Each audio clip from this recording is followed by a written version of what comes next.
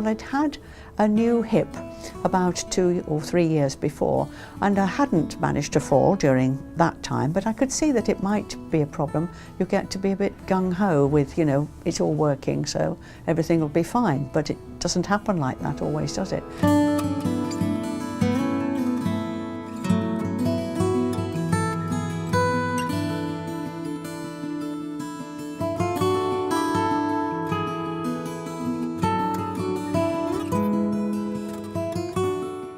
Mae syrthio unrhyw oed a torri asgwrn unrhyw oed yn beth difrifol dros ben, ond yn arbennig i bobl oed mawr a pobl hyn.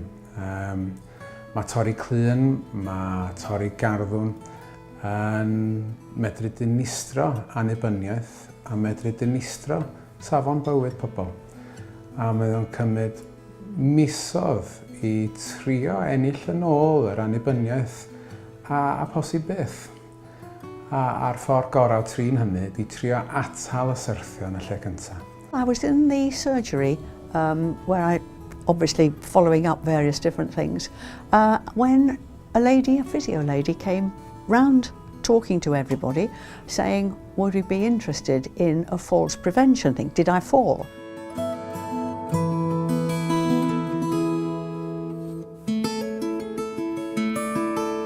I fell about 7 years ago and I broke my wrist, and the physio referred me to the falls prevention, and Mary came to see me in the house. And from there I've been coming to the class every week and I've enjoyed it, and it's been a great help. What my role is within the falls prevention team is I visit people in their own home. I carry out a falls assessment.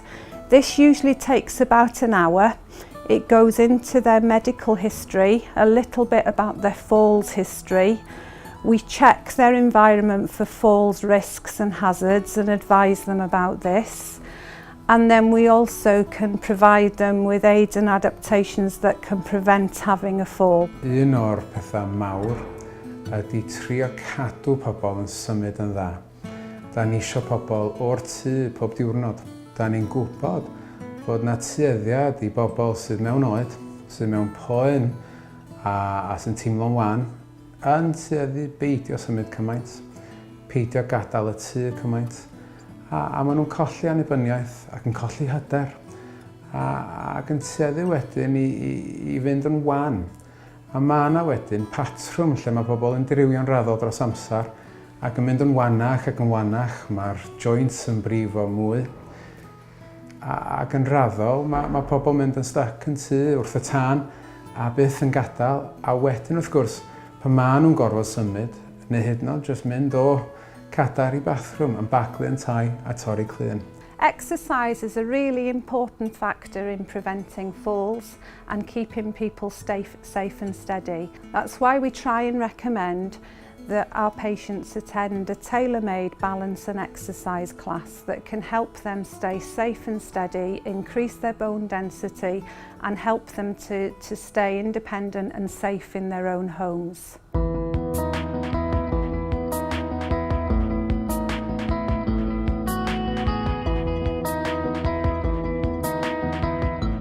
They're general exercises really. You learn that the exercises they tell you do certain things for you. You know, if you're using your arms for instance, it'll help you A, to carry bags, and B, to put things away in the cupboards at home, all that kind of thing, which is really useful.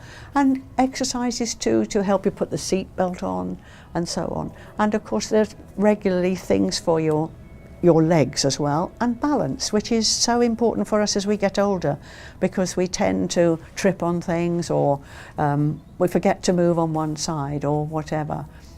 Mae'r dosbarth yn lle hapus iawn i ni.